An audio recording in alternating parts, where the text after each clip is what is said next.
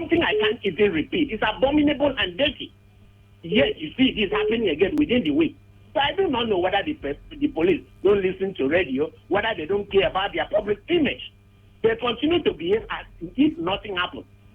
And the whole thing zeroes down to leadership. If nothing happens in terms of punishment to deter them, then we will just continue. Nigerian is as usual. Nigerian as we are used to. That is what is happening in this country. What makes the difference now is technology, social media, two-way radio, as I'm communicating with you.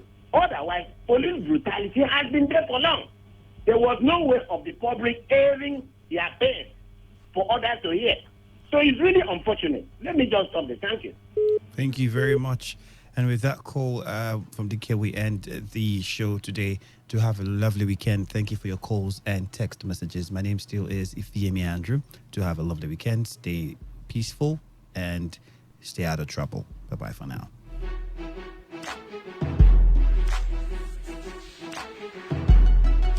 Every day, every hour, when the big stories break, depend on our 24-hour news team to bring you the latest. Today, 95.1 FM. Today, 95.1 FM. Port Harcourt. News update.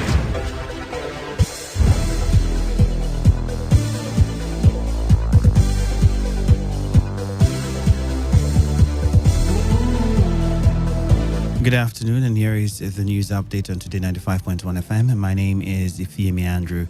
The Federal High Court sitting in Abuja has ordered INEC to immediately issue the certificate of return to the immediate past governor of Imo State, Rochas Okorocha, as the senator-elect for the Imo West Senatorial District.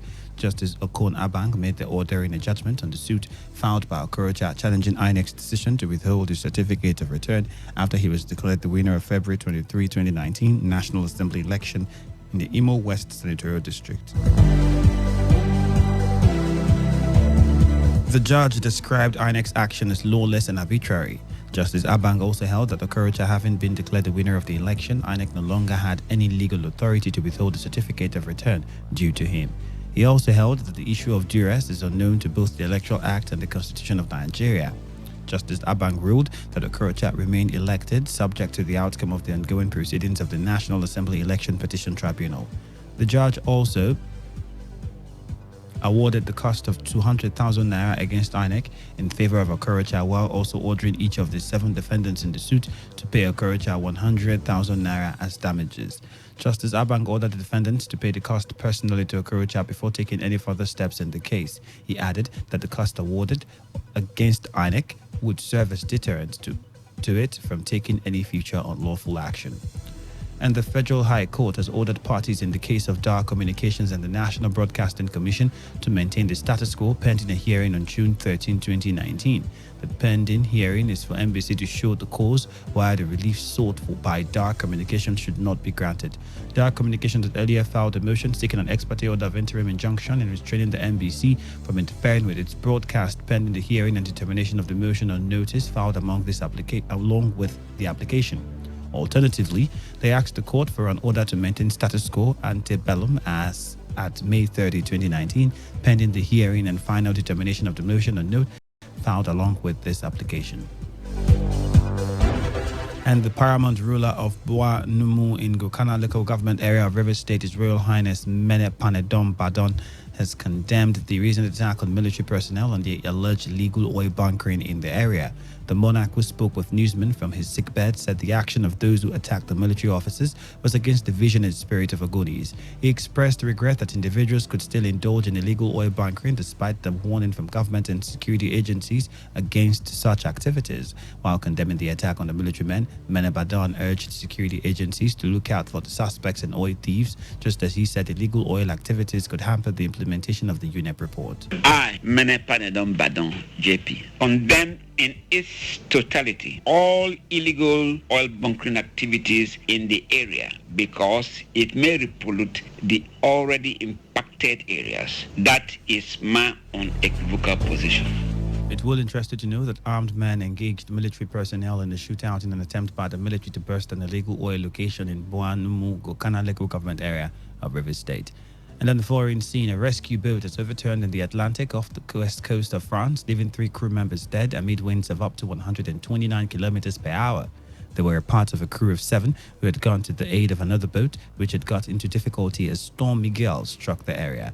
Winds of up to 147 kilometers per hour hit northern Spain earlier, swirling around the Bay of Biscay and moving on to France. The storm is unusual, coming at the start of the summer tourist season. And that's it on the news update for the hour. Thank you for your time and stay tuned.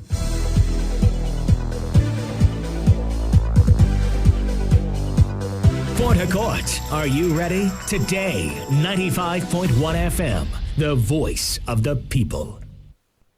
What a goal! Hangs it up for Ronaldo. Oh, that's settled. Experience the glorious goals rush.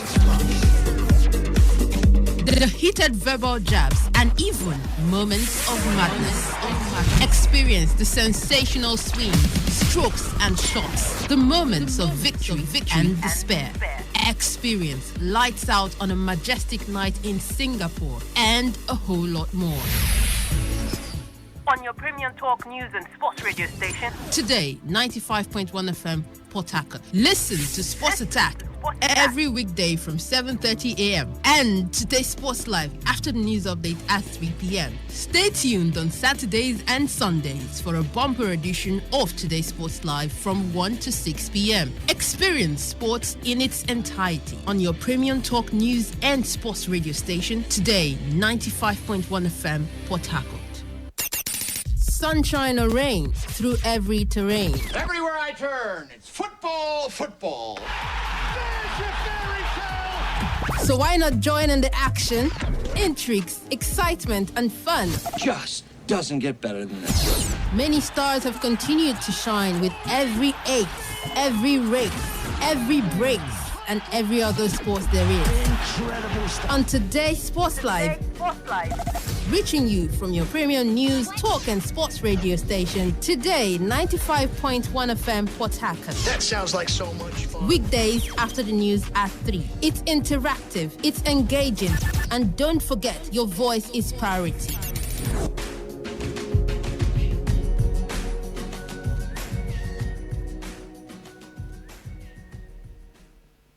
You know, there are a few areas that define a man, like sports. I think we can live with that. My name is Gianni Infantino, FIFA president. For the best of sports, always listen to Today Sports Live on Today 95.1 FM, Port Harcourt.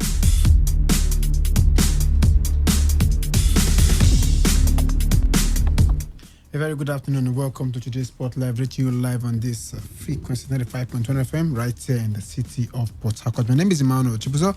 To God be the glory. Thank God it's Friday, the weekend is here and rest is near. It's time for us to talk sports this afternoon right there from Roland Garros. Not forgetting the FIFA Women's World Cup that gets underway later today right there in the city of Paris in France. And of course the NPFL Super 6 currently on in Lagos, also on the menu. And of course not forgetting UEFA Euro Nations League, where England made some costly errors last night against the Orange. And of course the Orange have booked a place in the final against the Portuguese national team. Of course I'm not alone in the studio. I have two a gentleman and a woman in the building right here. Wisdom Obina, welcome to the program. Good afternoon, Top Striker. Good afternoon to everyone listening. Of course, it wasn't much of a surprise for everyone who predicted that Nadal would get to the final. And of course, what a way to finish off a certain Roger Federer, who was maybe trying to still add his name in the history books again, you know, being one of the 3 oldest men to get to the final. But we didn't get to see that happen. But great to be here, Top Striker. I also have Dorcas Koki in the building. Dorcas, welcome to the show. Good afternoon to you, Top Striker, and to Wisdom. Good afternoon. Like I said, I really wanted Roger to win it, but we all know Nadal was going to take the day. So good afternoon to you all listening out there. The program is highly interactive. For SMS and WhatsApp, you can reach us on the numbers 0701 9339 and 962. 0701 9339 and 962 for SMS and WhatsApp. You can tweet at me at Emmanuel9001 at Emmanuel90001. You can equally tweet at Today FM 951. We shall be opening the phone lines at some point for you to be part of the program this afternoon. And of of course, let's start from the world of tennis this afternoon, where Rafael Nadal is one step away from his 12th French Open title after a 6-3, 6-4, 6-2 semi-final win over Roger Federer. Strong winds prevented the contest from hitting the heights anticipated, but there were plenty of majestic moments to please the Philippe Chatrier crowd. The Spaniard broke the Swiss icon 6 times, crucially in the third and 9th games of the second set, en route to doubling his advantage. He then broke twice more in the third set as he completed his masterclass. Nadal will now play either Novak Djokovic, looking to hold all 4 Grand Slam titles, or Austrian Dominic Thiem in Sunday's final. Both are currently on as we speak at the moment, 1-1, and of course in the first set in that encounter. Elsewhere, 8th seed Ashley Barty defeated unseeded American teenager Amanda Anisimova in the French Open to reach her first Grand Slam singles final. The Australian beat her 17-year-old opponent, ranked 51st in the world, 6-7, 6-3, 6-3 in a roller coaster match. And Anisimova battled from 5-love down to take the opening set on tie-break and led 3-love in the second before Barty rallied. The 23-year-old will now play Czech teenager Marketa Vondrousova, who beat Britain's Joanna Konta earlier on tomorrow. Joanna Konta missed out on becoming the first British woman to reach a Grand Slam final since 1977 by losing to Czech teenager Marketa Vondrousova in the French Open. Of course, 26th extraordinary run in Roland Garros ended with a 7-5, 7-6 defeat by the unseeded 19-year-old in wet and windy conditions. And of course, Barty says that was amazing, both good and bad. According to her, who took more than a year away from the game to play professional cricket before returning in 2017, it was the hardest thing that I've had to do. I'm really proud of the way I fought, especially in the conditions which were cold and windy. Now I can't wait for the final. It's incredible. The words right there of Ashley Barty. Wisdom. Let's start from the men right there. Roger Federer, Rafael Nadal. I don't know how to describe it. It's one of those games where you say the scoreline does not reflect what happened in the course of the game. Vintage Nadal out-muzzling Roger Federer. Did you see this coming in straight sets? Well, I was expecting to get to 4 sets at least, because I know it's only once that it has been less, ever since they've been meeting in this competition, and of course mostly in the finals 2 at times, but of course it tells us the class, the quality of Nadal when it comes to the clay court. I mean, he shows that over and over again. Now, we're skeptical of his chances. That was during the Madrid Open, Barcelona Open, as the case may be, and we're thinking just maybe this would be that year where Rafael Nadal will be pushed out by somebody. A lot of names already started coming up, mostly the Dominic Thiem, who we're looking at now, who is facing Novak Djokovic. A lot of people started seeing him as maybe the person who might be taking over. Just maybe the fitness of Nadal. Maybe he has started dwindling when it comes to his health and maybe staying on the court. Don't forget the fact that most of this trio, that's Novak Djokovic, Rafael Nadal, and Roger Federer, are no longer in their 20s. They've pushed into the 30s, and of course, a lot of people are expecting them to quit the sport at some point. But he shocked all of us, getting into Rome. That's the Italian Open, where he bounced back. Looked like he bounced back with a double effort, clinically picking that one up, and that's how it has been ever since the French Open began. The Nadal we know over the past years now, in this Open, continues it. And if he gets to win this one, he has never lost a semi-final or a final, of course, in the French Open. If he gets to pick this one, it would be a record for a particular tennis player in one Grand Slam. 12 it would be for him. Massive one, I tell you. And I still repeat it, that it shows the kind of person and the kind of mastery Rafael Nadal has on clay. I was looking at those even giving Roger Federer a chance. I just said, okay, just maybe because of the love of the man, Roger Federer, because I didn't see any chance. He was even talking. He talked about the fact that when he was told, do you think you have any chance? He said, well, a lot of things could happen. Nadal could fall sick, Nadal could get injured. Because critically, I'm sure he has checked it, beginning to ending. I don't think I have a chance, but something could happen to this guy and I could get my own chance. And that thing did not happen. No negative thing happened to Nadal, and he was able to pick that one. What a way to do it, I tell you, top striker. The results might not exactly tell what happened, in that court, but I tell you, the years to come, we'll be looking at the the result rather than what happened, on the clay court. And of course, Dorcas, before then, he said something like, for you to get anything out of clay, you have to go through Rafael Nadal. So much respect he has for the man. A little wonder he ended his straight set. Rafael Nadal at this stage, does he have any opposition in front of him? He has taken out the great Roger, and right now Dominic Thiem is up 2-1 against Novak Djokovic. Do you think any of these guys, if they make it to the final, can stop Rafael Nadal? These guys we're talking about Novak and Dominic Thiem. They are the only guys that have beaten him 4 times on clay. So let's not get anything past them. They could be an upset for Nadal. Yes, we know he's going for the all-time 12th title in the French Open if he gets to win this one. But then let's look at these two guys. They have won him 4 times each on clay. So I wouldn't want to say that it would be a clean sweep or a clean ride for a certain Nadal, because if Djokovic goes on, because he has been playing fabulously, in this French Open so far, if he goes far, yes, it's going to be a heated contest for Rafael Nadal.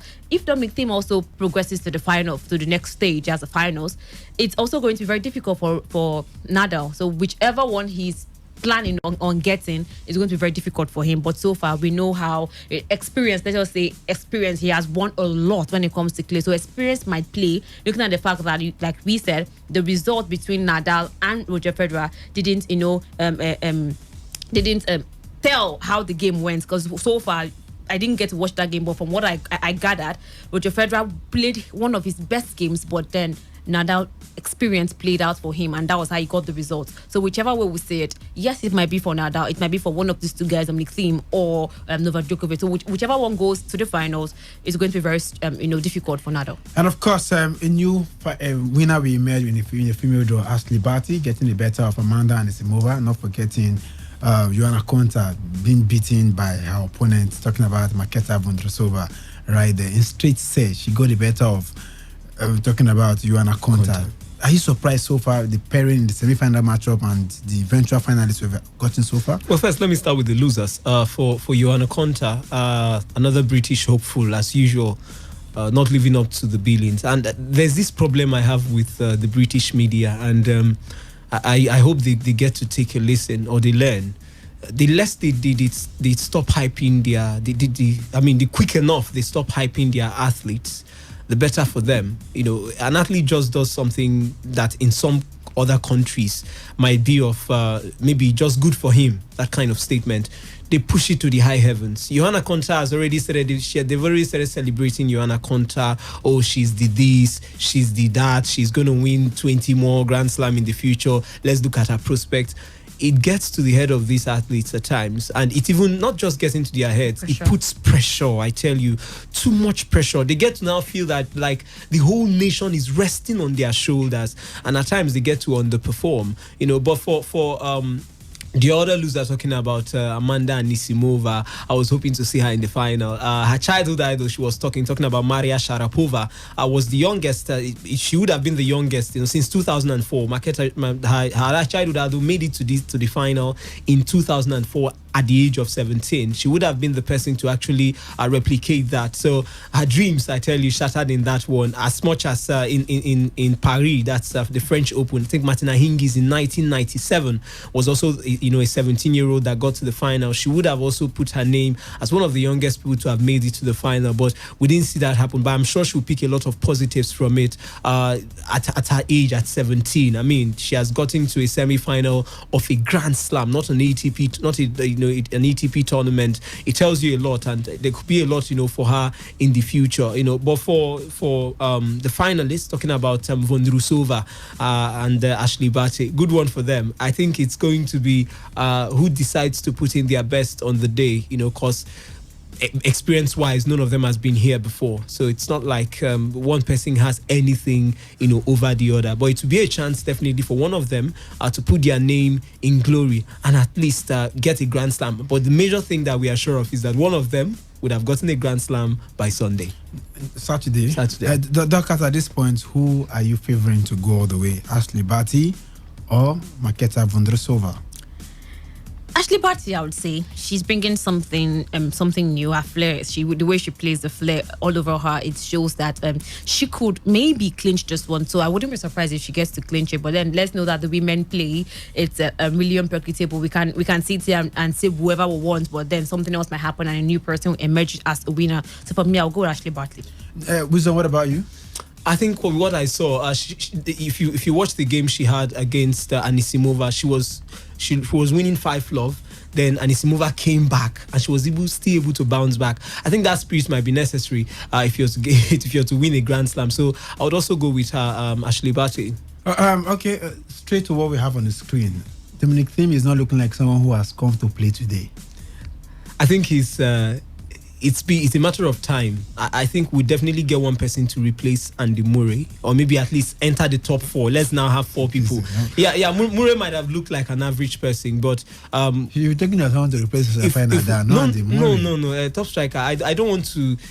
Because they could hear me and it could put more pressure on their shoulders. Don't try to replace Lionel Messi and Ronaldo, Novak Djokovic, Roger Federer, or Rafael Nadal. Just do your thing, but at least get to be among the elites in the sport. I was looking at Zverev to enter maybe the top 4 cadre of the best in tennis. I think Dominic Thiem might be that person. He has started 2019 beautifully. He's still 25, will be 26 in September. So there is still a lot for this guy that he can bring to the table in time. Don't forget that most sports people too are late bloomers. So definitely he might get this one, although it's quite early, not against Novak Djokovic. It's quite early to actually see him picking this one, but just maybe with the impressions I've seen him give to us ever since 2019 began, he could just be the next person to enter into the elites of tennis. Well, Thiem is 3-1 up against Djokovic in the first set right there at the semi-final of the Roland Garros. So who are you giving this game? Top striker, Novak Djokovic. I think Novak will come back to winner. Novak. And of course, the guys have picked Novak Djokovic to progress to the finals. And of course, I have a date with Rafael Nadal in the final come Sunday. Going out to the NBA, where Golden State Warriors star Kevin Durant will still not be able to play Game 4 of the NBA Finals on Friday night tonight, as he continues to recover from a right calf injury. But swingman Klay Thompson is expected to return after missing Game 3 because of a hamstring injury. There was hope within the organization that Durant, who has not played since injuring his calf against the Houston Rockets in Game 5 on the Western Conference semifinals on May the 8th, would be able to return to action on Friday. But the Warriors coach Steve Kerr said Durant still isn't ready. Coach Hemi says it's just about when the training staff tells me he's ready. According to Kerr, he's been doing individual work on the court. He's been in the training room, in the weight room. He's been doing lots of different things. Training staff said he's not ready to play in a game yet, so that's all. Veteran guard Sean Livingston acknowledged that the Warriors have to start preparing as if Durant's not coming back in the series. As for Thompson, he's confident he will be able to produce after getting a couple of days extra off to rest. He suffered a left hamstring injury in the fourth quarter of Game 2 and was held out of Game 3 even after pushing the medical staff to let him play. Kerr said there will be no restrictions on the All-Star swingman in Game 4, but the medical staff will watch him closely to see how his hamstring responds. My body feels very good, talking about Klay Thompson right there, and just that extra night of rest really helped, and I just can't wait to get out here tomorrow, which happens to be tonight right there. Dockers Game 4 is tonight right there, and Klay Thompson is back. It's obvious Kevin Durant might not even play at all in this series, but at this point, Klay Thompson coming back to the setup, what does this do to the Warriors against the Raptors team? Massive. I love seeing Steph Curry and Klay Thompson doing their thing. As much as Steph Curry, he does his own shooting. He gets his point from the left wing, while Klay Thompson does his in the right wing. So far, when the two guys play, they share lots of points amongst themselves. And if the defense, when it comes to the Toronto Raptors, they cannot predict who they would want to hold. So far, I think it will be massive for the Golden State Warriors. But looking at it so far, I think they have been playing so far without the likes of Kevin Durant. So whether or not he comes back, I like I always said, he's not going to be a massive miss. They've been doing it ever since against the Houston Rockets. Yes, let's say in the finals, NBA finals against Toronto Raptors, they've been showing signs that okay, we'll miss him, but they should get back to the Golden State Warriors that defeated the Houston Rockets in the Western Conference Finals. That's the Golden State Warriors we want to see. They are Warriors and they play like a team. That's the team we want to see. Yes, we would say because the last game in Game 3 there was no Klay Thompson and Steph had to work so hard to get it, but then it didn't work out for them because they play as a team. But now that Klay Thompson is back, yeah, let's say it's going to be helpful for the Warriors and also Steph Curry as well. Wisdom, Klay Thompson coming back to the team. Of course, they call them the Splash Brothers, Klay and Steph. What does this integration back to the team do for the team? I think it's going to add a lot to the side. We actually saw a certain Steph Curry put in his best, but his best was not good enough. 47 points, and it was not still good enough to rescue his side in Game 3. So I think sharing the responsibility with someone as huge as Klay Thompson, of course, we know the partnership between both of them, the result it has brought for the Golden State Warriors over the years. So it's something that is, of course, hugely going to be an advantage for them. I'm even looking at the fact that a certain incident happened in Game 3. I think Mark Stevens, part owner of the side, that's of the Golden State Warriors, did shove Kyle Lowry at some point, and of course, I would trust the NBA guys. They would find him. We've seen Mark Cuban. He has been fined $500,000 and banned for 1 year. Expectedly. He's a part owner of the club. Of course, in fact, he will not appear in any, in fact, all through next season. So why, what's his name? Kyle Lowry himself has said people like that should not be seen anywhere NBA. Because let's hear from Kyle Lowry this afternoon. He had no reason to touch me. He had no reason to reach over 2 seats and then say some vulgar language to me. There's no place for people like that in our league, and hopefully he never comes back to an NBA game. And of course, a part owner right there, an investor in the Golden State Warriors. If I even used a curse word on the guy because they were losing, and that should show you the frustration in sport. But of course, all this have been called down. The Oracle Arena is the venue tonight. At this point, Wisdom, who are you giving the game? Well, the Raptors are beginning to convince me, convince me, but I'll still have to stay, at least for this game. Who takes this game would, for me, determine the winner. So even if Warriors equal the series 2-2? Yes, if Warriors manage to make it 2-2, I think I would go root for the Warriors to the end. But if the Raptors manage to take this one, I think it might just be over for the Golden State Warriors. But I'll still stick with the Golden State Warriors tonight. Yeah, well, that's your plan. There's Draymond Green has his own plan. Before I come to Dockers, Draymond Green has his own philosophy and plan all mapped out. So who's going to win this game? And he said something about they are winning this game tonight. They go to Oakland. They pick the game in Oakland. They go to Toronto, win it, and come back again. Let's hear from Draymond Green about his plans for them to win the title. We just got to continue the battle and win the next game, go back to Toronto, win Game 5, come back to Oracle, win Game 6, and then celebrate. Easier said than done. Dockers, Wisdom has said that according to him, whoever wins tonight might end up winning the series. So, number one, who are you giving this game 4?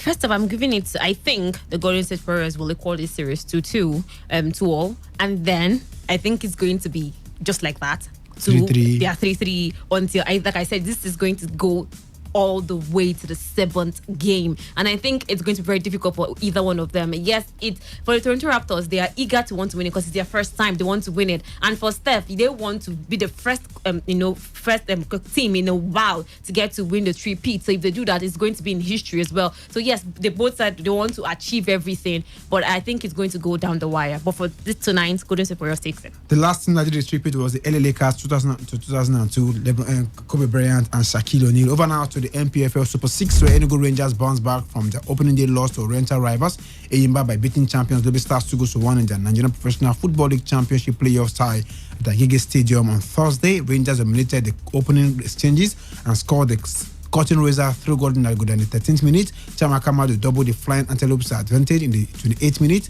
dribbling past Ospino Egbe before slotting the ball into the net. Sikiru Alimi put one back for Lobby Stars a minute before the hour mark, following a beautiful cross from his strike partner Samar Kadiri. It was Alimi's second goal in the championship player of Lobby Stars. We are, however, unable to find the unimportant equalizing goal, going down to their first defeat of the competition. Earlier in the day, Aqua United beat FC Fanyoba 2-1 to record their first win of the championship playoff. As six-time champions Eyimba lost to Kano Pillars by 2-0 earlier today after the game was abandoned due to heavy downpour at the Agege Stadium in Lagos on Thursday. And of course, right now it's taking more shape right there. People's Elephant lost. Ifeanyi Anemena lost a penalty for Eyimba after the game restarted. Right now, this is how the table looks like. Top of the log is Kano Pillars on 4 points. Seconded by Aqua United on 4 points as well. Third, Lobby Stars with 3 points. Fourth, Rangers, 3 points. Eyimba fifth with 3 points. They have -1 goal right there. And bottom of the log, FC Fanyoba by no point right there. Wisdom, so far so good.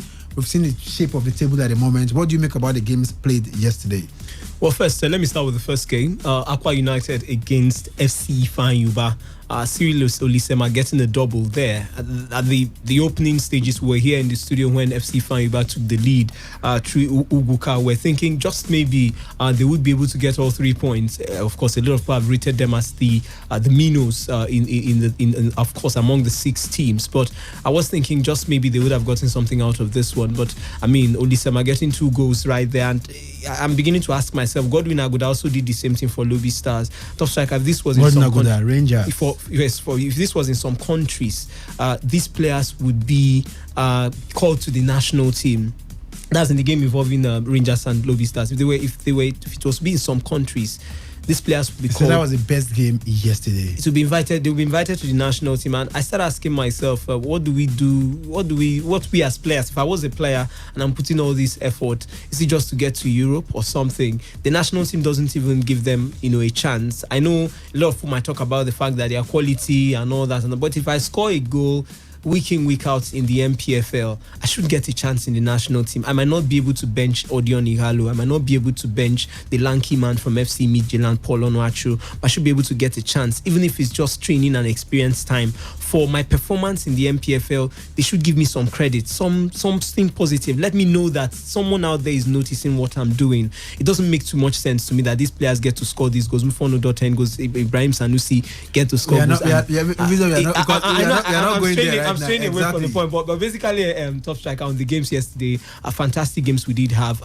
I'm enjoying it because I feel the neutral venues produce the results. All this normal home and away, a lot of things go behind the scene. We saw El Kanemi being banned, their fans banned from the stadium, and they started losing till they are relegated now. You want to ask yourself, all the successes they were recording from the beginning, was it as a result of the fans? So I think for me, good one for the likes of Aqua United. They have been able to bounce back. For Eyimba, what a stunning loss. A lot of us knew it could go either way, why some people still believed it would be a draw. But good one for Aqua United, and good one for every team who have pushed themselves. The table is already defining itself. I believe, of course, by the next match day, we would know the team that would be definitely favourites to actually go to the Champions League. And of course, tomorrow there will be games. Match day 3, Kano Pillars against FC Fanyoba. Fanyoba seems to be like the whipping boys of this group so far. And of course, Lobby Stars against the Eyimba. Aqua United will do battle with Enugu Rangers. Lobby Stars, Eyimba, the regular season, it was no victor, no vanquished. Draw. It ended.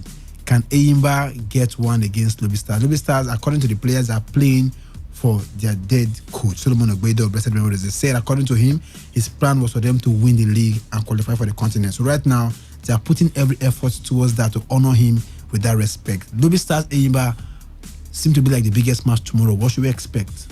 It's going to be tough. Eyimba, yes, they lost to Kano Pillars 2-0, and they wouldn't want to lose another game because if they want to go to the continent or probably top the group or finish second in underdog, they have to get past Lobby Stars, who are also eager to want to represent the country in the continent once again. So it's going to be very tough for the both sides. Lobby Stars are doing quite well. I know the death of their coach is also motivational for the team as well. But Eyimba, I think, would want to win that one so far because they want to qualify for the continent as well. It has taken Dominic Thiem 26 minutes or 27 minutes to beat Novak Djokovic in the first set 6-2. Novak is making so many errors on forced errors for someone like world number 1 Novak Djokovic. He shouldn't be doing such errors, and obviously it's part of the game. And of course, that is familiar tough. He has won 15 Grand Slams, 1 on clay. Wisdom, Aqua United Enugu Rangers. It's supposed to be a blockbuster encounter tomorrow. It will be. It will be. I tell you. I wouldn't even know where to pitch my. But I think it would be really, really a huge game for Aqua United. We saw them pick the first draw. They've not lost so far. They had a 2-0 draw in the first game against Kano Pillars. Came back, of course, in the second game, picking that one 2-1, and they would also fancy their chances. Same with Rangers too. They've not had a complete. We saw them also win yesterday 2-1. So it will really be a blockbuster. Every team here, as I said it in the beginning, every team here has 100% chance of making it to the continent. I think the players are aware and know what's involved. And here it's a neutral ground. Of course, your best game, would really, really.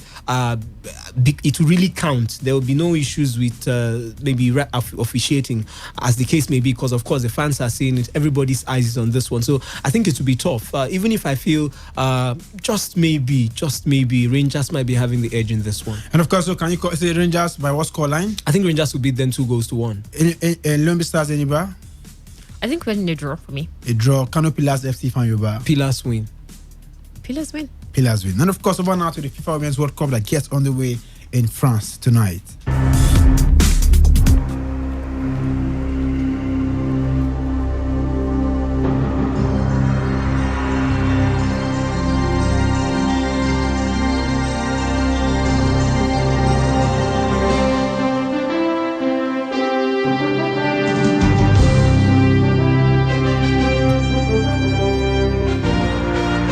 A preview of the FIFA Women's World Cup Group B. We did Group A yesterday that has France, Norway, South Korea, Nigeria. Today we have Group B before us that has the likes of Germany, Spain, China, and South Africa.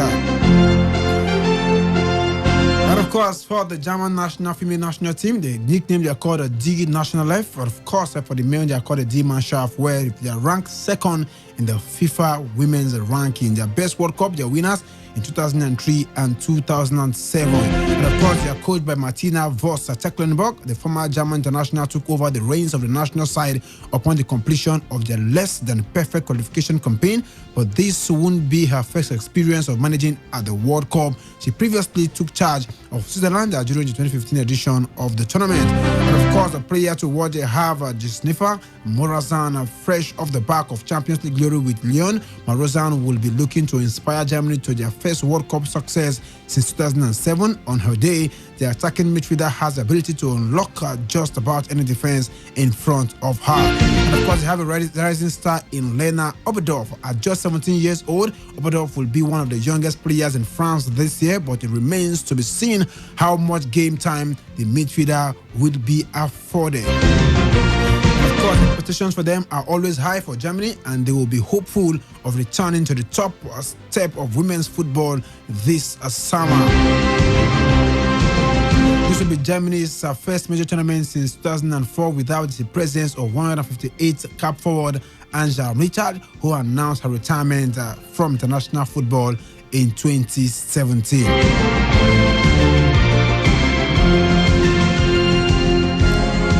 And of course, over now to the other group team in the group, China, who are nicknamed the Steel Roses. They are ranked 16th in the FIFA Women's ranking. Their best finish was runners-up in 1999. They are coached by Jia Xungang. The former Chinese international was appointed as head coach in mid-2018, and he oversaw a third-place finish at the Women's Asian Cup as well as a silver medal at the Asian Games during her first year in charge. The players to watch, they have Wang Shuang, the only member of the Chinese squad plying her trade in Europe. The PSG star will be the heart of everything for China this year. The attacking midfielder has struggled with injuries this season, but she would be fit to shine in France. We also have a rising star in Zhu Huan. Huan has been gifted the number one jersey for this year's tournament, so the 20-year-old may be expected to feature as the first choice goalkeeper despite her inexperience. Expectations for them, China reached the quarterfinals in 2015, but doing so again would be a big achievement given the quality of their Group B opposition. Their final group match against Spain will be decisive for them. China have never previously failed to progress out of the group stages, having qualified for the knockout rounds on all 7 of their previous appearances. And over now to the next group, Spain. The nickname they call the La Furia. The Red Fury, they call them La Furia Roja. The Red Fury ranked 13th in the world best World Cup group stages in 2015. Coached by Jorge Vilda, appointed after Spain's disappointing 2015 World Cup, Vilda has played an instrumental role in Spain's development over the past few years, notably guiding them to the quarterfinals of the European Championships in 2017. Player to watch, they have Vicky Losada, one of the 10 Barcelona players to be included in the squad. Losada's experience will be vital for Spain this year. Interestingly, she scored Spain's first ever World Cup goal against Costa Rica in 2015. They have a rising star in Patricia Gojora. The 21-year-old won the Golden Ball and Golden Boot at 2018 Under-20 World Cup, so she has a lot to live up to this year. While Spain have come a long way since their group stage exit in 2015, and they will have hopeful of reaching the latter stages of the knockout round. And of course, just 3 players from the final squad that played their football outside of Spain: reigning FC Celia Jimenez and French League duo Virginia Torella and Irene Paredes right there. And the last team in that group, our very own South Africa, nicknamed Bayana, which means the girls. The FIFA ranking, they are 49th in the world. Their best finish, this is their debut appearance at the World Cup. They are coached by Gisela Ellis, credited as being one of the pioneers of women's football in South Africa. Ellis took over the critical manager of the country in 2016 before being awarded the job on a full-time basis in 2018. Her other experience of management was with Spurs ladies between 2006 and 2016. Players to watch, they have Janine van Wyk with a struggling 165 caps for her name. Van Wyk has had the most appearance to her name of any South African player, male or female. She will have to draw on all of her experience to help her teammates, and France is also the captain of the side. They have a rising star in Sobulele Holweni. Holweni captained her country at the Under-17 World Cup last year, and she's been subsequently fast-tracked into the senior national team.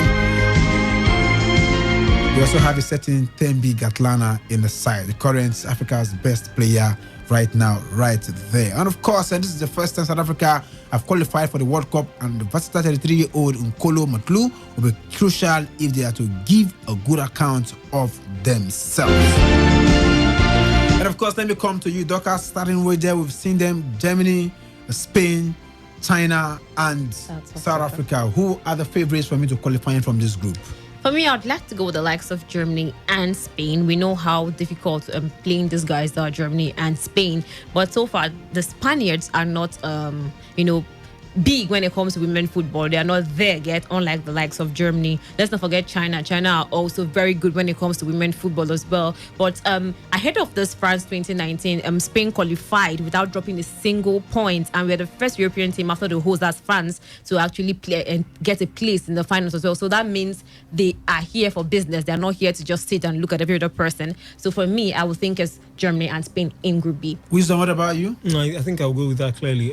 Germany are, of course, big names when it comes to this competition, but Spain they've been a dominant force ever since they started. They decided to start competing.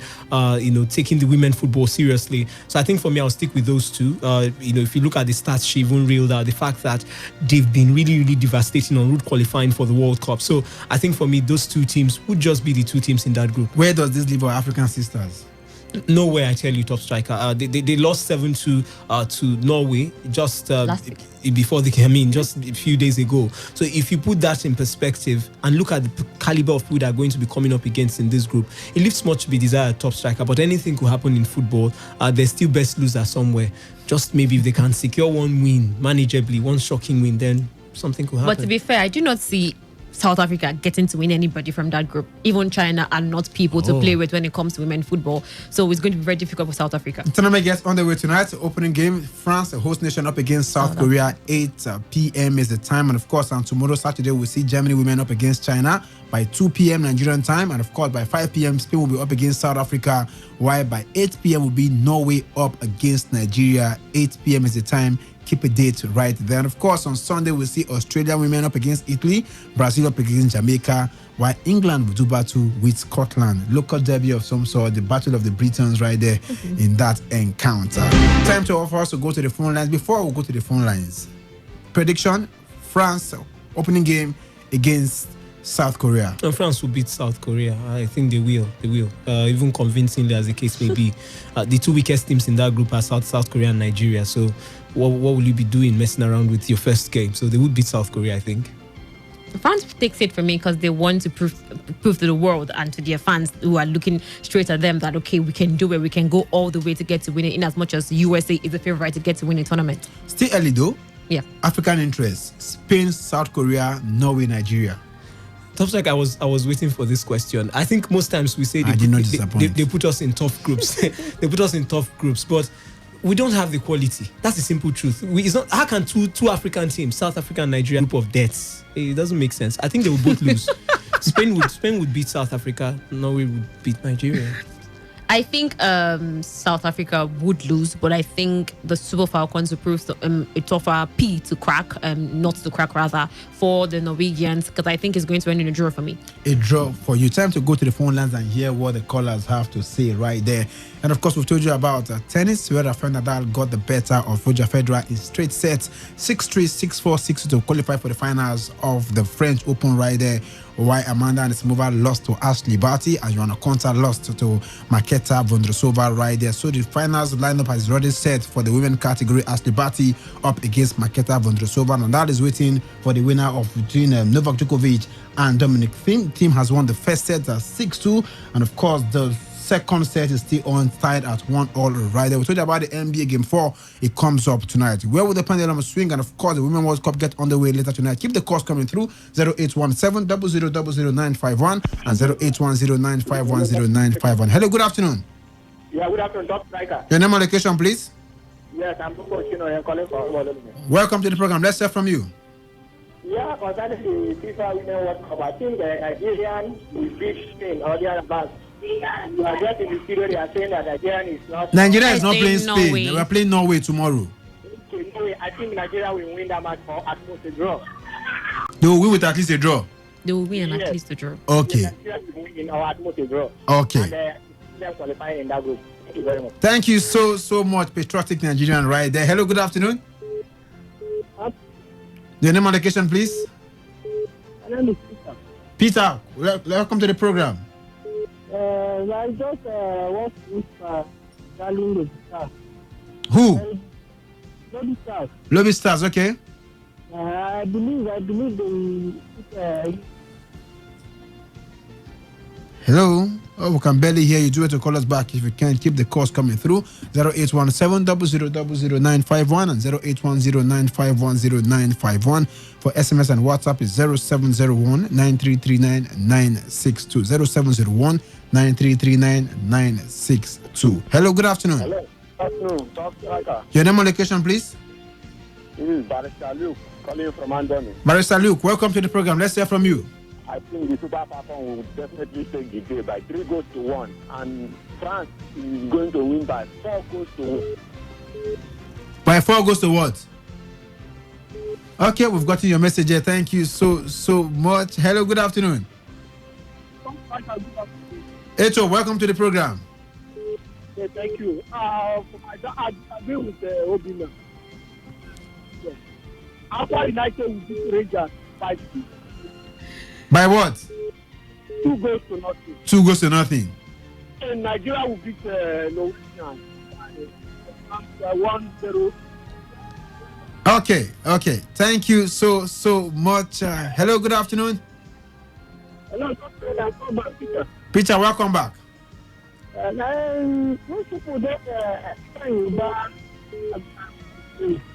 didn't get you. If I knew, but which people are they going to play? If I are playing Kano Pillars tomorrow. Okay. So, are you predicting the game? I believe they will get a draw there. They will get a draw there? Yes. Okay. Thank you so much right there. Hello, good afternoon. Hello, This is Emmanuel Chibuzo. Okay. How you doing? Welcome to the program. Let's hear from you. Yes, I want to. I didn't get you. I say, why them postpone the back? No, the first half it started raining. Rain started before yesterday, so they can't stop the match after first half. They're going to continue today. Okay, they're going to win by then. Then I still goalless. The 2 goals they scored now this morning, second 45 minutes. Anybody miss penalty before they can score 2 goals. Okay. Yeah, thank you so much. Keep the calls coming through. You can equally tweet at us at Emmanuel90001 at Emmanuel90001 or at Today FM 951. Hello, good afternoon. Yes, I think you greetings from Olazi. Obina, welcome to the program. Yes, top striker for starters. Dominic Thiem will beat Djokovic today, but I don't know if he will be able to stand Nadal in the finals. For any top striker, every day I cry for all these small coaches in big teams to disappoint me, but they don't. I told Obina on Sunday that Usman Abdallah wanted to adopt Eyimba. Hence, my Niger Millionaires will miss out on this one by a very slim margin.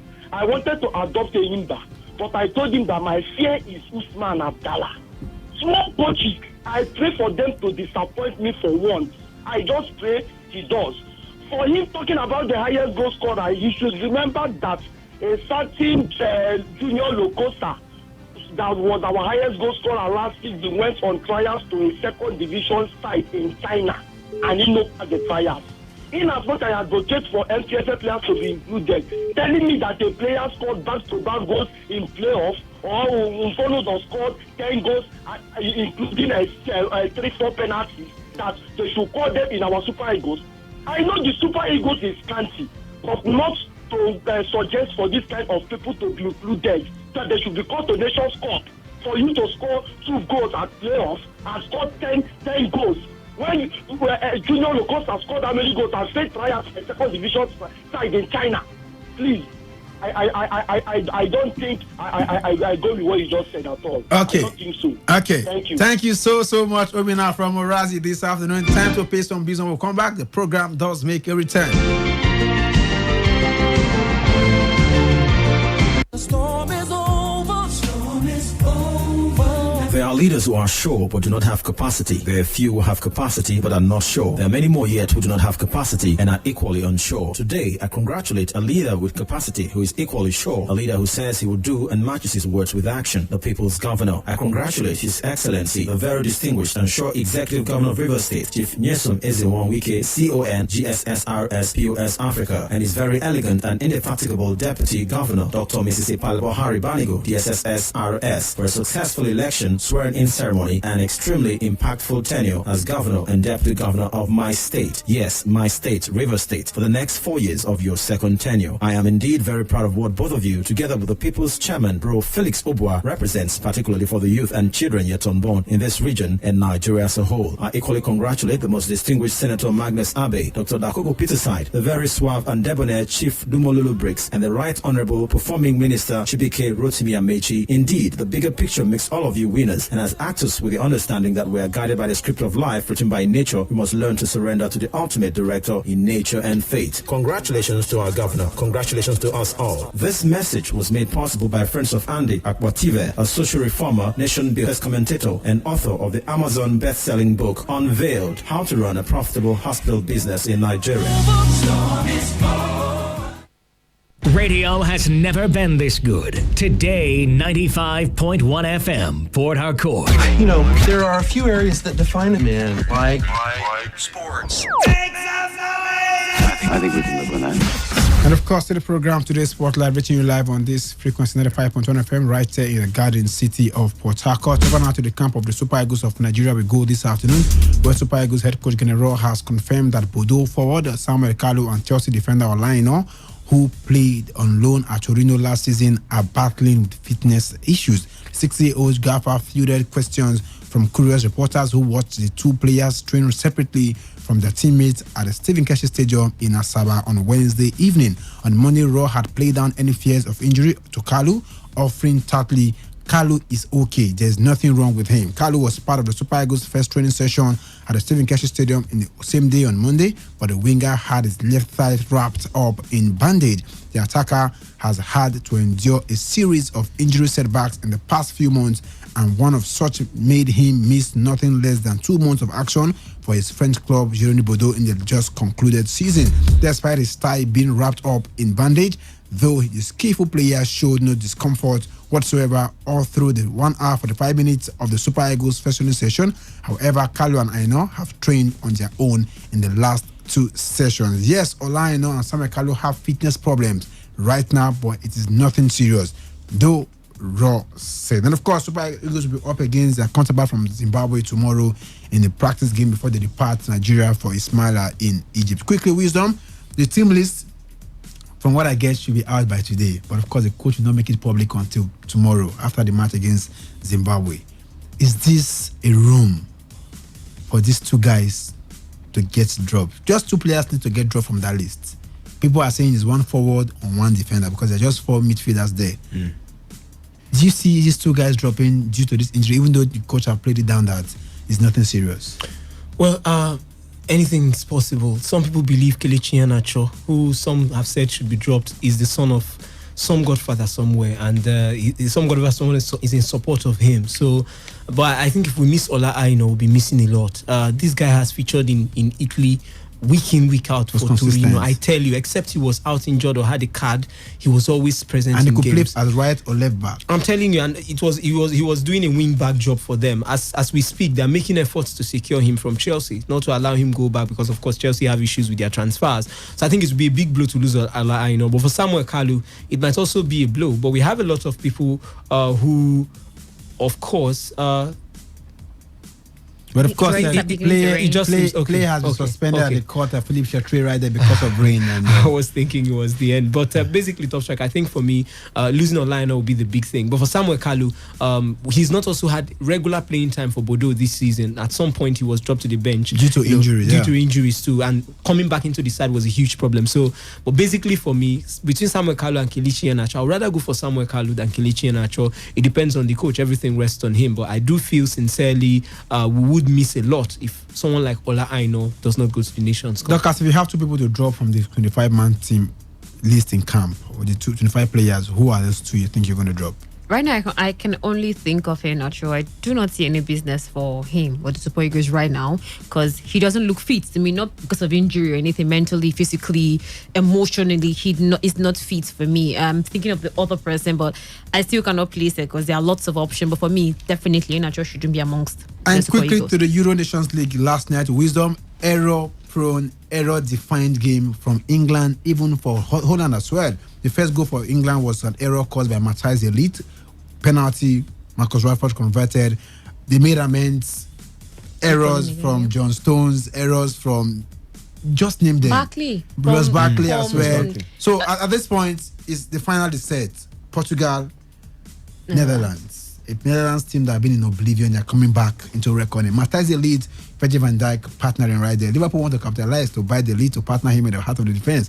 But right now, what do you make about England's performance? And the coach said he's not going to change his playing style based on what happened. No, I don't think he should. Top Strike, I don't think he should at all. This England side have been fine so far, so it's just a bad game. But basically, this is the final I wanted to see. You talked about Netherlands; they've been in oblivion for some years, but we've seen a new rise of the Netherlands team. We saw Ajax get to the final, a bunch of that side, and Dutch players. You talked about the lead, Frankie de Jong. These are players coming through the ranks. There's a certain Memphis Depay somewhere in France, in Lyon. There's somewhere Marian Mbappe or somewhere around there too. So I think it's been for me, it's been a new rise. Yes, we still have maybe someone like Babel, but it's been a new rise of new players. A certain Virgil van Dijk now might just become one of the players to maybe be listed for the best players in the world. So definitely for me, it's the rise of giants in Netherlands. It would be good to see them come up against Portugal in the final. Time to go to the phone lines quickly. Who are the players you expect to be dropped from the 25-man list in camp right there in Asaba? 2 players will go down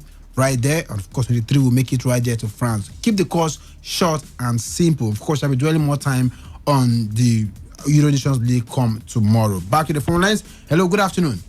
Thank you. It's Jerry from Mali. Jerry, welcome. Make it short and simple, quickly. Thank you to all of you and the podcast. Yeah, good afternoon. This session, when they say General is having a training session, that training session I think as more of death, don't playing blind training session. No game plan, no technical input, nothing. There's nothing there. So they can drop anybody there. There's nobody, even the player can drop. Not General should drop himself. Should be the first person to be dropped. And they didn't drop me, so anybody can be dropped. Finally, please, I want to say something. You see this match between Portugal and Holland. It's going to be between Van Dijk and Ronaldo, who is going to be the best European footballer of the year. Thank you. Thank you so much. According to you, right there. Keep the calls coming through. Wisdom, we have messages coming through. Yes, this one says, top striker, please give us update from youth on the 20 World Cup game between Colombia and Ukraine. Ukraine is leading that 1 goal to nothing. This one says, Chimobi, his name is Chimobi, said, there's no coach that does not lose a match. Pep did it against Spurs. Tell Obina that Zlatan failed trials at Arsenal. No, Zlatan refused to go for trials at Arsenal. He said that Zlatan does no trials. And this one comes in from Matthew Kali, who said, yes, the CAF president must be thoroughly investigated, and if found culpable, the heavy sledgehammers be released on him. Ross should get a very formidable squad to ruthlessly prosecute our games in Egypt. Good luck and victory, success to our Super Falcons tomorrow. Okay. This one says Iheanacho should be dropped. Okay, hello, good afternoon. Hello, good afternoon. Welcome to the program. Hello, my name is Agua. I'm calling from Agua. Make it short and simple. Okay, I want to know because I want to know about Agua United. Agua United, they won yesterday 2-1. Yes, I'm going about the Ghana. Yes, Agua United get goal, 4 goals and 4 points. Yes, they have 4 points right now. They drew their first match and they won their second match.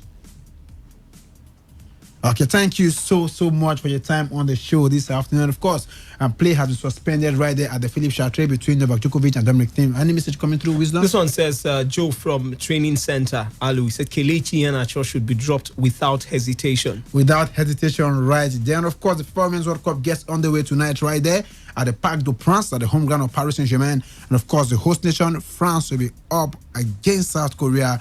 Right. There is a wrap on the show this afternoon. Many thanks to Wisdom Obina. Many thanks to Dorcas. Many thanks for your listening pleasure, for the calls and the messages. If not for anything, at least for your heart. Do some sport. Join us tomorrow from 1 to 6 p.m.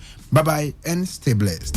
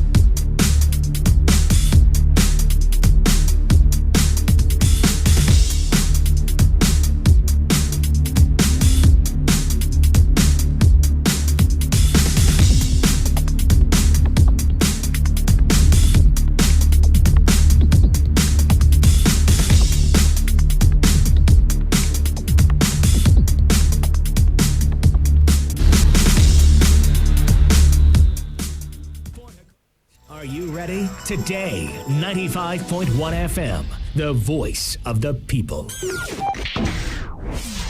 Today, 95.1 FM, Port Harcourt. News update.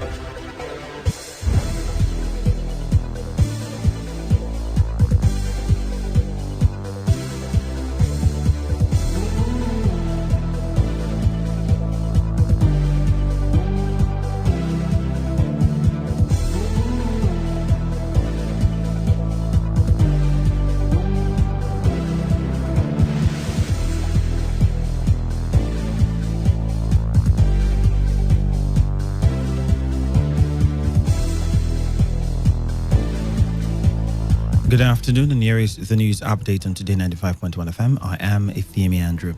The Federal High Court sitting in Abuja has ordered INEC to immediately issue the certificate of the immediate past governor of Imo State, Rochas Okorocha, as the governor-elect for the Imo West Senatorial District. Justice Okon Abang made the order in a judgment on the suit filed by Okorocha, challenging INEC's decision to withhold his certificate of return after he was declared the winner of the February 23, 2019 National Assembly election in the Imo West Senatorial District.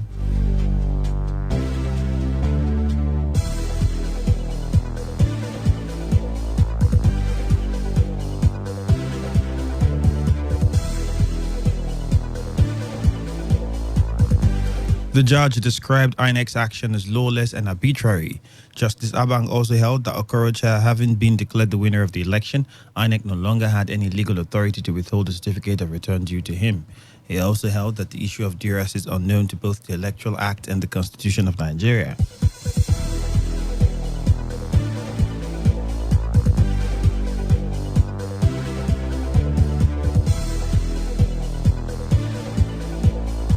Justice Abang ruled that Okorocha remained elected subject to the outcome of the ongoing proceedings of the National Assembly Election Petition Tribunal. The judge also awarded the cost of 200,000 naira against INEC in favor of Okorocha, while also ordering each of the 7 defendants in the suit to pay Okorocha 100,000 naira as damages. He added that the cost awarded against INEC would serve as deterrent to it from taking any future unlawful action.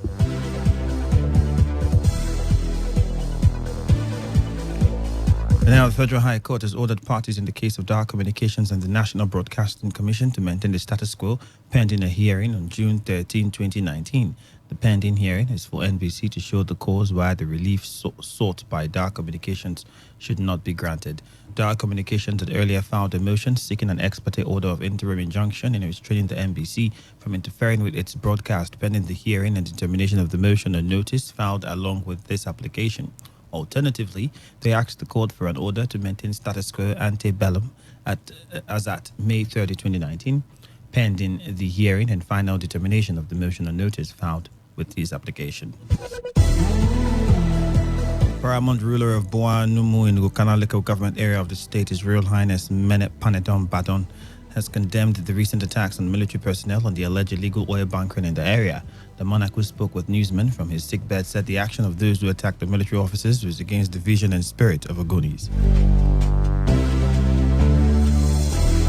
He expressed regret that individuals could still indulge in illegal oil bunkering despite the warning from government and security agencies against such activities.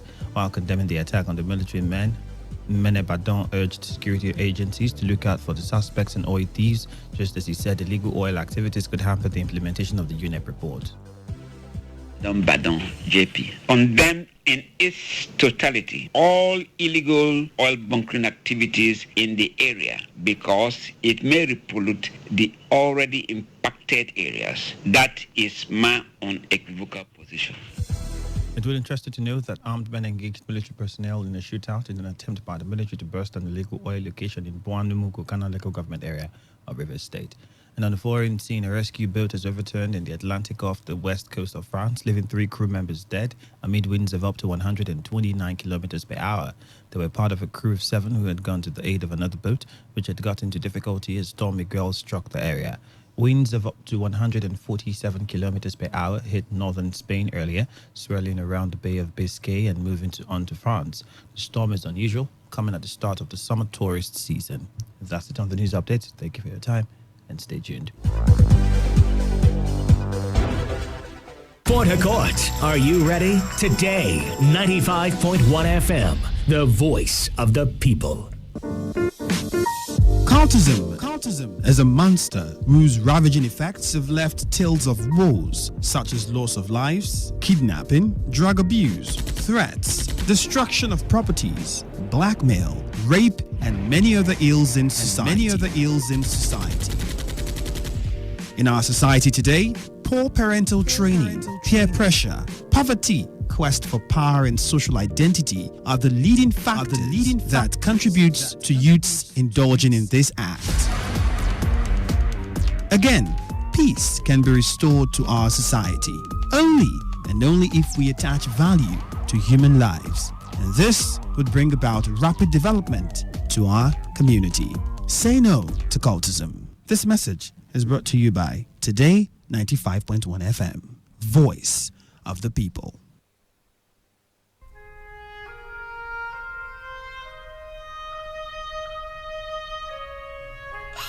For crying out loud, why should you leave me at this point? going through time. Oh my God. In my life now. How could it do a thing like that to me? What on earth did I do to this?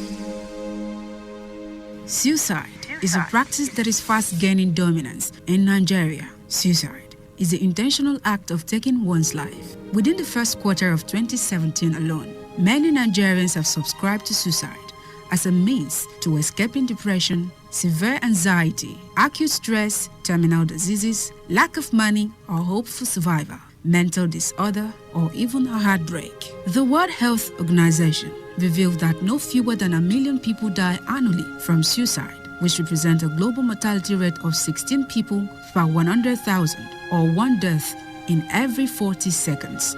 It is also a fact that approximately 10 to 20 million people attempt suicide every year. But is anything worth dying for? Oh my God. Suicide is a major public health concern, but it is preventable. Talk to someone when you feel depressed. You can also prevent others from a suicide attempt by contacting the Nigerian Suicide Prevention Initiative on 080-621-06493 or 080-921-06493. Choose to live today because life is beautiful. This message is powered by your premium talk radio, Today95.1 FM, the voice of the people.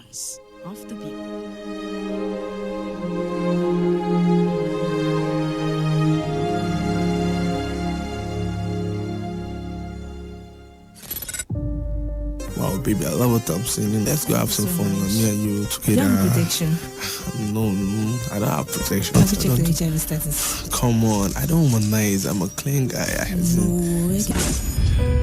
Today, HIV and AIDS is a major global health emergency affecting all regions of the world, causing millions of deaths and sufferings. It is the leading infectious cause of adult death in the world, and about 19 million out of the 35 million people living with HIV globally do not know their HIV status. This has led to delayed treatments, spread of the virus, wrong decisions about their health, and ultimately death.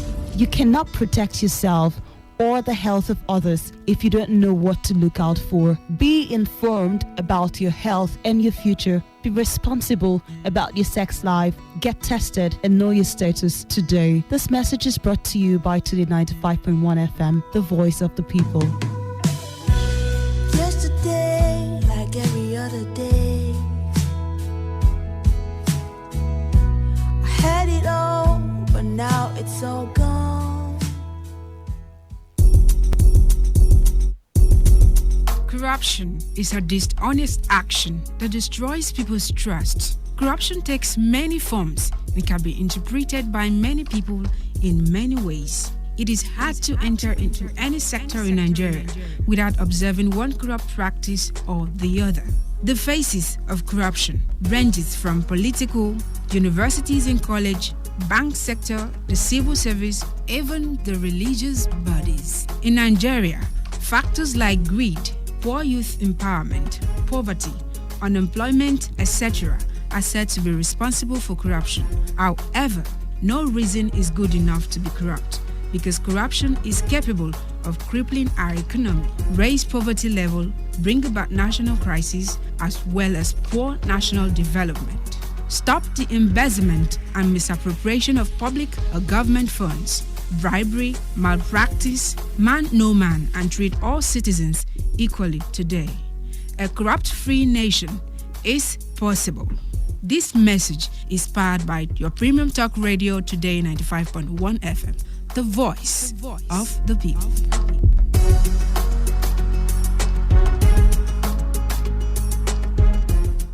Okay, all right. All you need to know about this one is that 95.1 FM, such a unique dial. All stand, greet. Good morning, sir.